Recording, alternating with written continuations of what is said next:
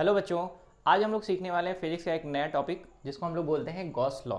ठीक है बच्चों, देखो अभी तक का हम लोग का जो डिस्कशन चल रहा था ना, तो हम लोगों ने इस डिस्कशन में बहुत सारी बातें सीखी और आज का जो मेन डिस्कशन रहेगा वो रिगार्डिंग टू इलेक्ट्रिक फ्लक्स है। किसके रिगार्डिंग है? Electric flux. उसी का हम लोग कैलकुलेशन करना चाहते हैं फॉर अ क्लोज सरफेस। ठीक है, मैं रिपीट करता हूँ।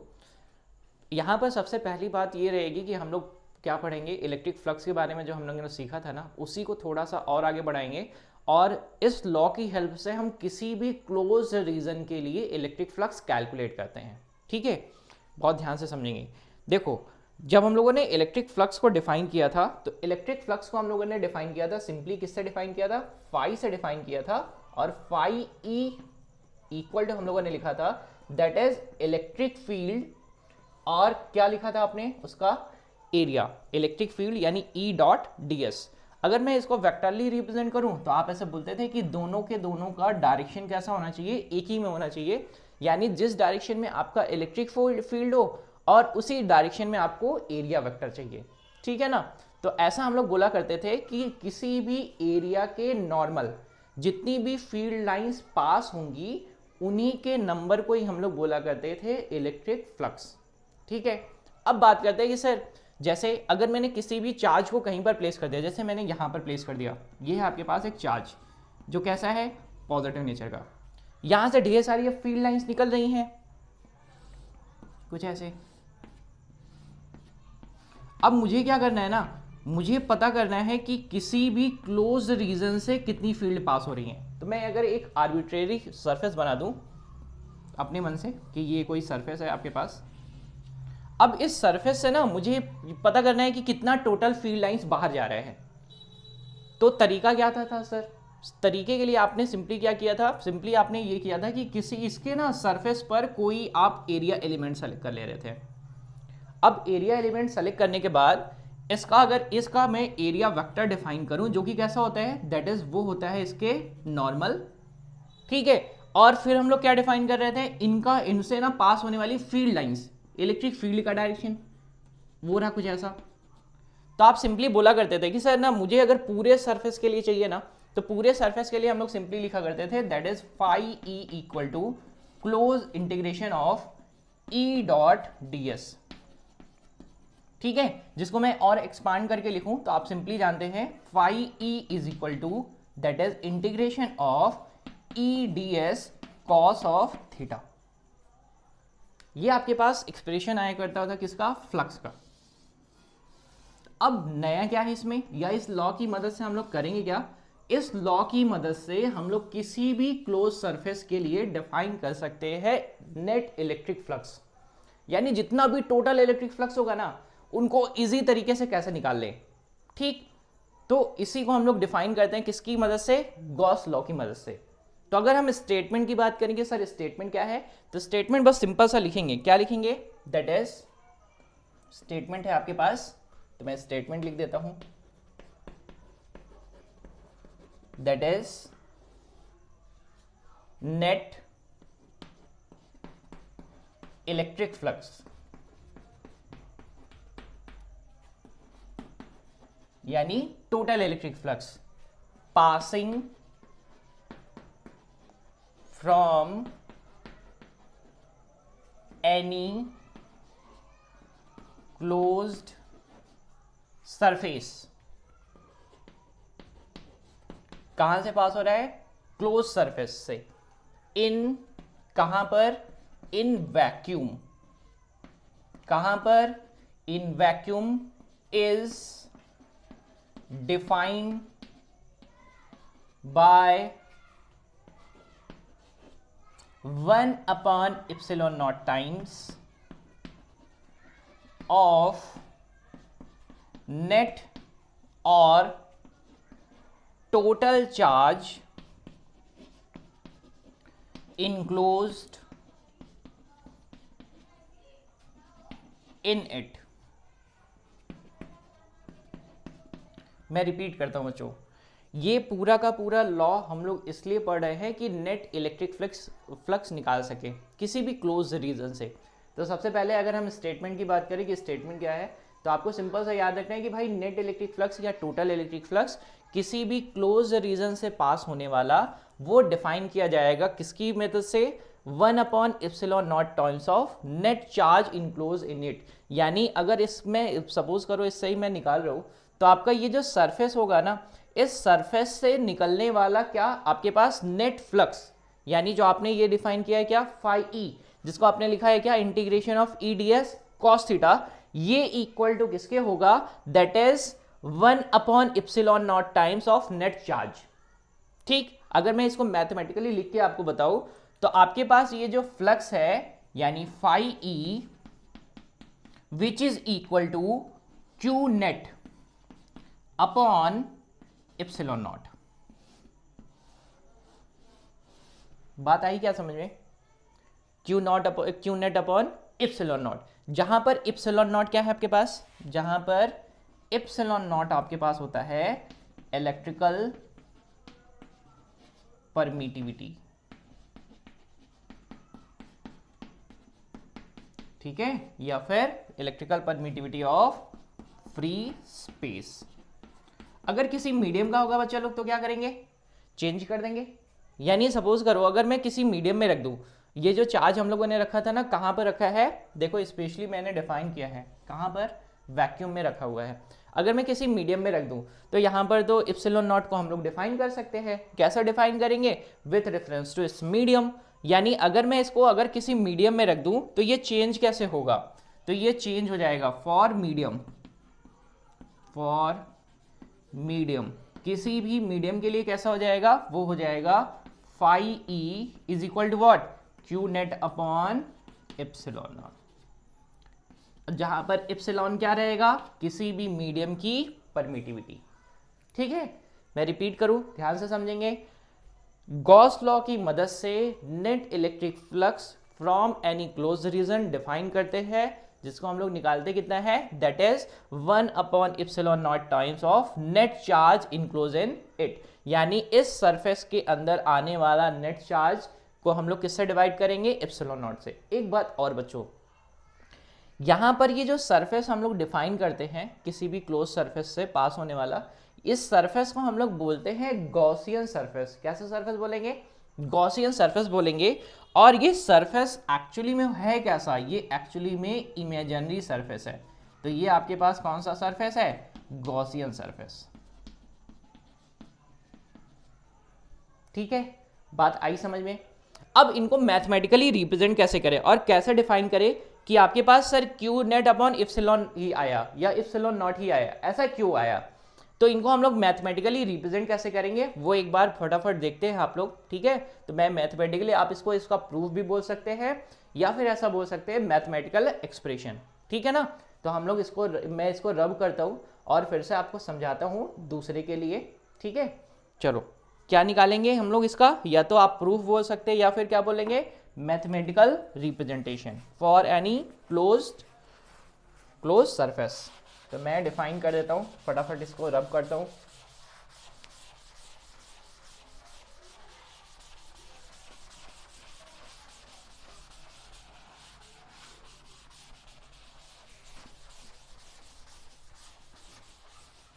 देखो जैसे मैंने क्या किया ना, अब इसका मैं प्रूफ बता रहा हूं आपको।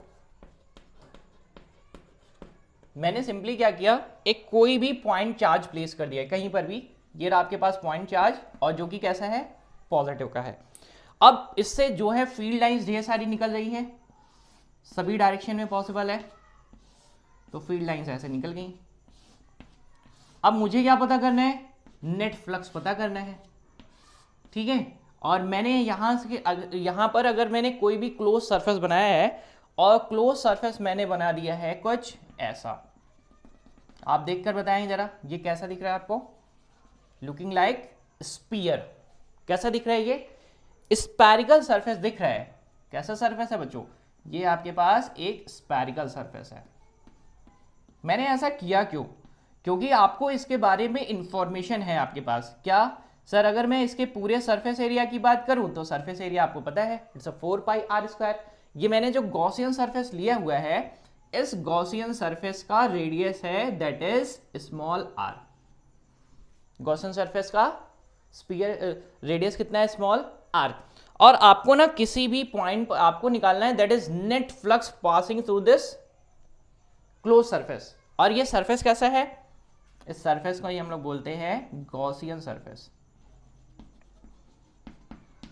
गॉसियन सरफेस,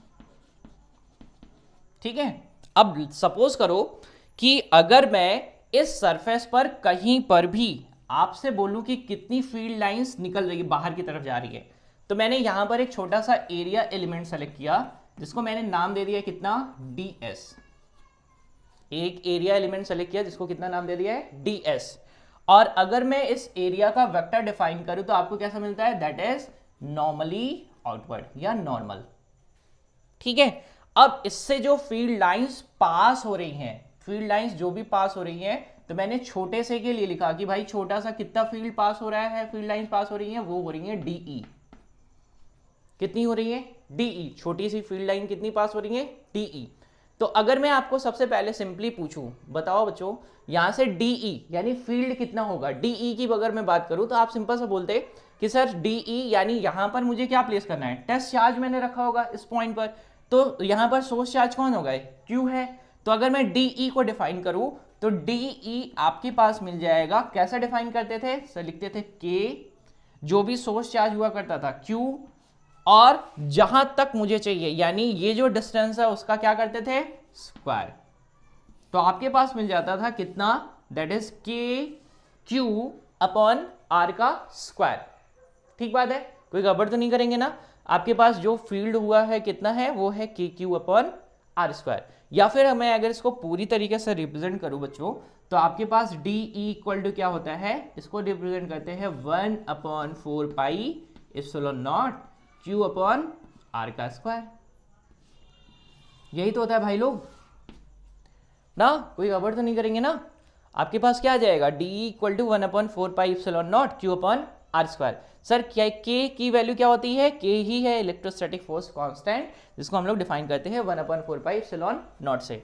अब करना क्या है, अगर मैं नेट फ्लक्स की बात करूं तो फ्लक्स कैसे निकलेगा, देखो जरा, ये आपका DE, ये आपका DS।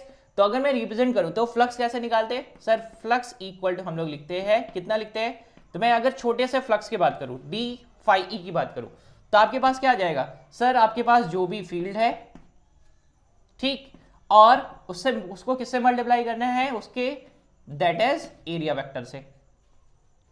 यही तो करते हैं आप लोग, और तो कुछ करते नहीं है। तो आपका अगर मैं फ्लक्स निकालूं तो कैसे निकालूं, छोटा सा फ्लक्स मिलेगा, और यहां पर क्या है, छोटा सा इलेक्ट्रिक फील्ड, और ये आपके पास that is DS area element.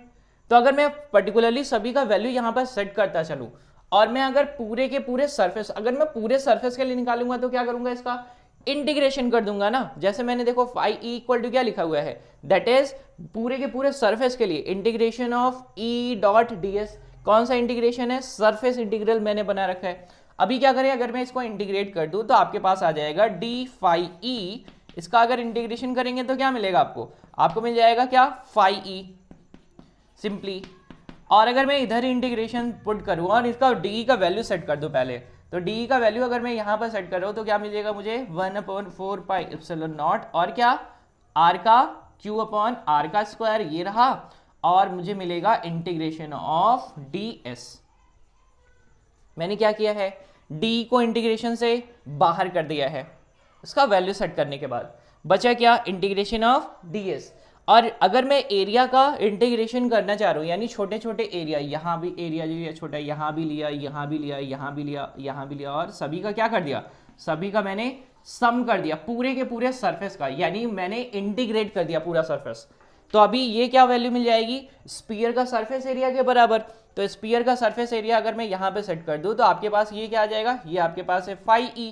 तो phi E बराबर आपके पास सिंपली हो जाएगा कितना, 1/4 पाई एप्सिलॉन नॉट, और Q अपॉन R का स्क्वायर, Q अपॉन R का स्क्वायर। एक बात यहां पर ध्यान देंगे, यहां पर चार्ज है कितना, वो तो सिर्फ एक ही चार्ज है, ठीक बात है ना, कितना चार्ज है, एक ही चार्ज है। और अगर मैं इसको मल्टीप्लाई किससे करूं, सरफेस एरिया से 4 पाई R स्क्वायर से, क्योंकि DS पूरा का पूरा सरफेस एरिया कितना है, वो है 4 पाई R स्क्वायर। तो आपके पास बचेगा क्या सर, 4 पाई से 4 पाई कट जाएगा, R स्क्वायर से R स्क्वायर कट जाएगा, और बचेगा आपके पास simply phi E is equal to Q upon epsilon naught. और देखो बच्चों यही हमें बताना था, ठीक है ना, that is from the Gauss law. Gauss law से आपके पास क्या आता था, that is net electric flux कहां पर, from any close surface in vacuum is defined by, किससे डिफाइन होगा, that is 1 upon epsilon not times of charge. जो भी चार्ज रहेगा उसको किससे डिवाइड कर देंगे, इप्सिलॉन नॉट से। तो आपके पास क्या आ जाएगा, दैट इज नेट फ्लक्स। कोई गड़बड़ तो नहीं करेंगे ना। अब सपोज करो ना, इसके ये जो आपने सरफेस डिफाइन किया ना, इसमें ढेर सारे चार्जेस हैं। जैसे मैंने यहां पर ये सरफेस बनाया और इसमें इस सरफेस के अंदर ढेर सारे चार्जेस हैं। जैसे सपोज करो कुछ चार्जेस यहाँ है +q, यहाँ पर है +2q, यहाँ पर है -3q, और यहाँ पर उसके बाहर भी कुछ पड़ा है दैट इज 3q। तो आपको मतलब किससे है, अगर मैं निकालूंगा फ्लक्स निकालूंगा तो किससे निकालूंगा, सिर्फ और सिर्फ इस सरफेस के अंदर आने वाले नेट चार्ज। नेट चार्ज कितना हो जाएगा सर, वो हो जाएगा 3, यहां पर कितना है, यहां पर आपके पास q, यहां पर कितना 2q, यहां पर कितना -q, यानी यहां पर इसके अंदर से पास होने वाला नेट फ्लक्स कितना 0, क्योंकि यहां पर नेट चार्ज कितना है 0। तो बात को बहुत ध्यान से समझेंगे, अगर इसके अंदर कोई चार्ज नहीं होगा या फिर जितने भी चार्जेस हैं उसका नेट हो जाने वाला है 0, तो आपके पास कोई भी फ्लक्स इससे पास नहीं होगा। ठीक है, कोई गड़बड़ तो नहीं करेंगे। अब कुछ बेसिक बातें और देख लेते हैं गॉस लॉ की। गॉस लॉ वैलिडेट होता है किसी भी तरीके के क्लोज सरफेस के लिए। अगर कोई भी क्लोज सरफेस है आप उसके लिए पर्टिकुलरली डिफाइन कर सकते हैं गॉस लॉ। दूसरी बात, गॉस लॉ को सिर्फ इस बात से मतलब है, यानी फ्लक्स निकालने से इस बात से मतलब है कि उस गॉसियन सरफेस के अंदर जितने भी चार्ज आएंगे उनका हम लोग को निकालना रहता है net charge. Net charge divided by epsilon not. Gauss law apply करते समय जो बाहर उस सरफेस के आते हैं चार्ज, उनसे कोई लेना देना नहीं है। ठीक, ये एक ऐसा इजी मेथड है जिससे हम लोग किसी भी क्लोज सरफेस के लिए नेट इलेक्ट्रिक फ्लक्स कैलकुलेट कर सकते हैं। ठीक बात है, कोई गड़बड़ तो नहीं करेंगे ना। ये आपका प्रॉपर एक्सप्रेशन हो गया किसका, दैट इज गॉस लॉ का।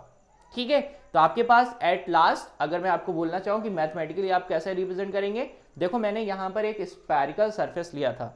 अगर आप इनके अलावा कोई और सरफेस भी लेना चाहते हैं, जैसे सपोज करो ना मैं इरेगुलर सरफेस ले लेता फॉर एग्जाम्पल, अगर मैं सपोज करो इरेगुलर सरफेस लेता तो क्या सर यही आता, हाँ बिल्कुल, क्योंकि वहां पर अब देखो जरा, मैं वहां पर कैसे डिफाइन करता, वहां पर मैं हेल्प लेता किसकी, with the help of solid angle. वहां पर सबसे पहले क्या डिफाइन करता, एक सॉलिड एंगल यानी कोण डिफाइन करता।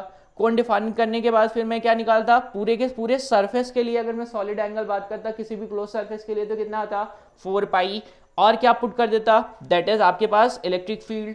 आप याद रखेंगे, और क्या याद रखेंगे, अगर मैं सॉलिड एंगल को प्रॉपर्ली डिफाइन करूं तो सॉलिड एंगल होगा क्या, तो आप सिंपली लिखते हैं, क्या लिखते हैं सर, वो जो एरिया होगा, एरिया को डिवाइड करेंगे किससे, r² से। तो वहां पर आपके पास ये ds तो ऑलरेडी है, ds को अगर मैं r² से डिवाइड कर दूं तो क्या आ जाएगा, सॉलिड एंगल।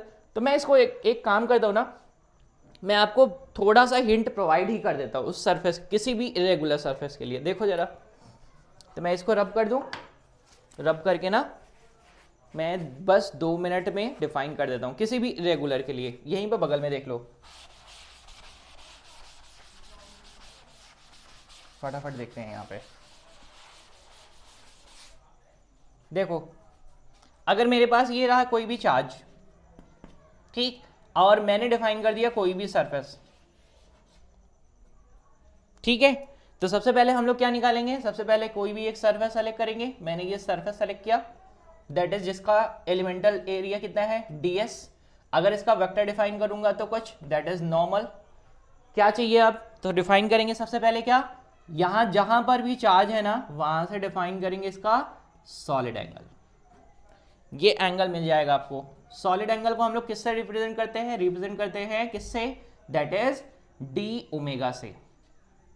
किससे रिप्रेजेंट करते हैं, डी ओमेगा से। यहां से जो ये जो डिस्टेंस है वो उसको कितना एज्यूम करते हैं, वो एज्यूम करते हैं कितना, r।